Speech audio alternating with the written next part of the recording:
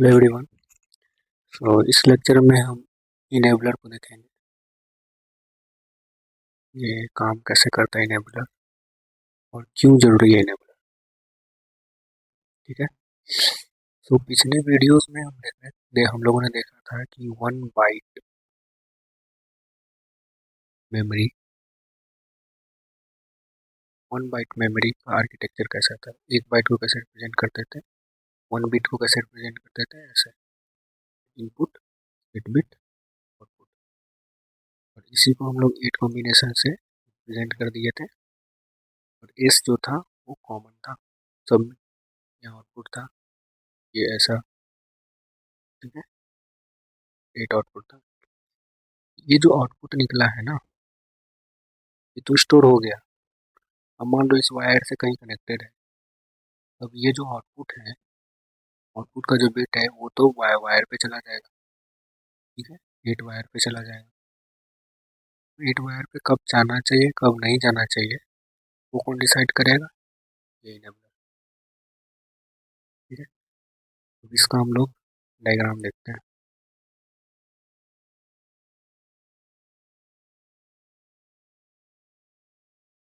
तो ये है इनेबलर। ठीक है, ये कौन सा गेट है? And gate. 8 एंड गेट है यहाँ पे। 8 एंड गेट, इसे समझते हैं। ये क्या हो गया? इनपुट। ये क्या हो गया? आउटपुट। और ये इनपुट किसका है? ये जो हमारा बाइट था, इसका जो आउटपुट निकला था वही यहाँ पे इसका इनपुट है। ठीक है, 8 आउटपुट है यहाँ पे और यहाँ पे 8 इनपुट है और फाइनली ये आउटपुट है। तो यहाँ जो वैल्यू स्टोर होगा वो कहाँ पे आएगा? इसमें इनपुट आएगा।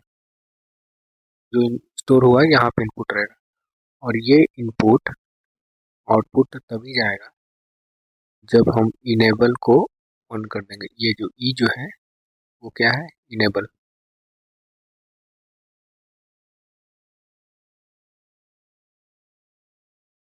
इनेबल। अगर ये ज़ीरो रहेगा तो, अगर ये ज़ीरो रहेगा तो एंड गेट में कब हम एंड गेट का ट्रूथ टेबल हमारा कैसा आता है?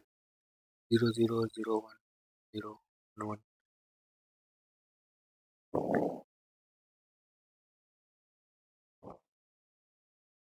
इसी केस में सिर्फ आउटपुट हमारा आ रहा है। तो मान लो कि यहाँ 1 है, आई में 1 है, वाला आई में। ठीक है, यहाँ 1 है, यहाँ 0 है, 0 है, 1 0 1। तो ये आउटपुट में तभी जाएगा जब इनेबल को हम दूसरे वाले इनपुट को 1 कर देंगे। अगर दूसरे वाले इनपुट को 0 कर देंगे तो आउटपुट में कुछ जाएगा ही। 1 की है तो जो भी आई में है वो हमारा आउटपुट हो जाएगा। ये तो 1 हो गया, ये तो 1 हो गया, सारा 1। ये 1 है। इनपुट अगर 0 हो जाएगा यहाँ तो आउटपुट क्या हो जाएगा? 0। यहाँ पे इनपुट क्या है? 1। आउटपुट क्या हो जाएगा? 1। इसी तरह यहाँ पे 1 है इनपुट, आउटपुट क्या हो जाएगा? 1। तो यहाँ पे क्या है? 0 इनपुट, आउटपुट क्या है? 0 1 1 0 0 1 1 0 0 1 1। तो जब ये 1 रहेगा तो जो भी इनपुट है वही आउटपुट होगा।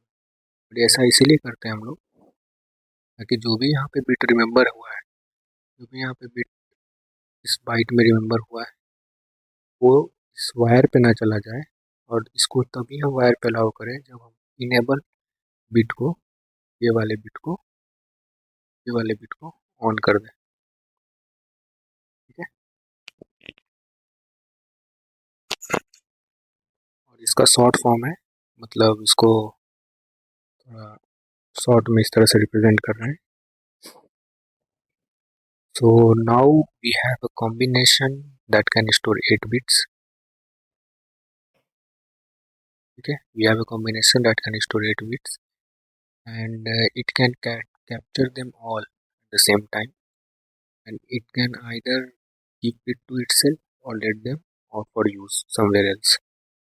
So this combination of byte plus enabler is called register. इसका डायग्राम हम लोग देख लेते हैं बाइट प्लस इनेबलर का।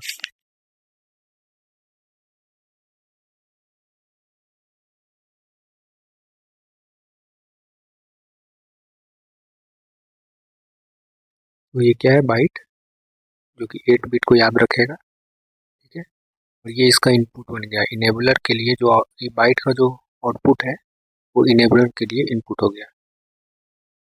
और ये फाइनल हमारा आउटपुट है जो हम लोग यूज़ करेंगे। ये क्या है, सेट बिट, ये क्या है, इनेबलर बिट,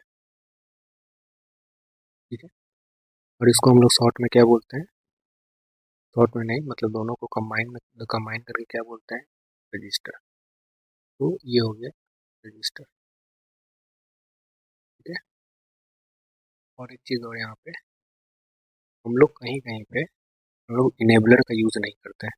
हम लोग चाहते हैं कि जो भी बिट रजिस्टर में आए वो इनेबलर पे डिपेंड नहीं करे वायर में जाने के लिए, ठीक है। उस केस में इनेबलर हमेशा 1 रहेगा और हम लोग ई वहाँ पे शो नहीं करेंगे, सिर्फ एस शो करेंगे, ठीक है। यहाँ पे हम लोग ऐसा दिखाएंगे,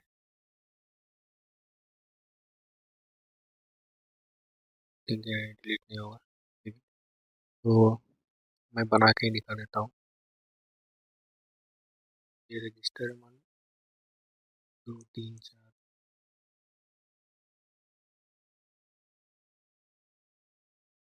ये इनपुट हो गया, इधर आउटपुट हो गया। यहाँ पे सिर्फ एस रहेगा, यहाँ पे ई जो होगा 1 होगा, तो इसको हम लोग नहीं दिखाएंगे, ठीक है? सिर्फ एस है तो उसमें मान के चलना है कि इनेबलर बिट 1 है, इसे हम लोग होल्ड नहीं कर रहे हैं, ठीक है।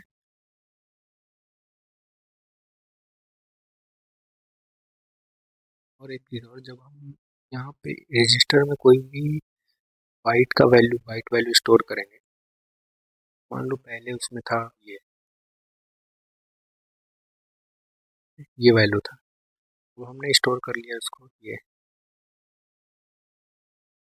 तो पहले वाले बाइट वैल्यू को क्या होगा, तो ये क्या करेगा, इसको रिप्लेस कर देगा, ठीक है। अब ये गायब हो गया, इसका कोई वजूद नहीं है, अब ये खत्म, ये पहले था, अब मैंने इसको ये स्टोर करवा दिया, अब ये जो इसका जो है डेटा वो है ही नहीं, वो चला गया, ठीक है। The only thing that is in their is the most recent save value. Thank you.